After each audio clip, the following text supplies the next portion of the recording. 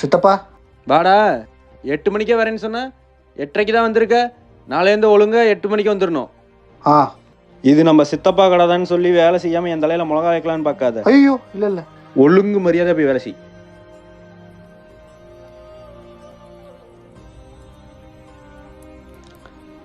சித்தப்பா வெயிட்டாக இருக்கு சித்தப்பா, தூக்க முடியல. அப்புறம் எதுக்கு வேலைக்கு வர? போய் தூக்கு போ.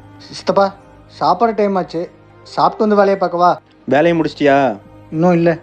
எவ்வளோ நேரம் ஆனாலும் வேலையை முடிச்சுட்டா சாப்பிட போகணும். போ. சித்தப்பா ஆ டைம் ஆச்சு, நான் வீட்டுக்கு கிளம்புவா? கிளம்பு கிளம்பு. சித்தப்பா அப்பா அம்மா உன் கடைக்கு வேலைக்கு அனுப்புறதே நம்ம பையனை நல்லா பார்த்துப்பாங்க, கஷ்டப்படுத்த மாட்டாங்கன்னு சொல்லி தான். ஆனால் இங்கே எல்லாமே அப்படியே ஆப்போசிட்டாக இருக்கு. வெளியில் போயிருந்தா கூட ஒரு நல்ல மரியாதை கொடுத்துருப்பாங்க போல. வேலைக்கு வர வேணான்னு ஓப்பனாக சொல்லியிருக்கலாம்ல. எதுக்கு வர வச்சு அசிங்கப்படுத்தணும்? நான் வரேன் சித்தப்பா.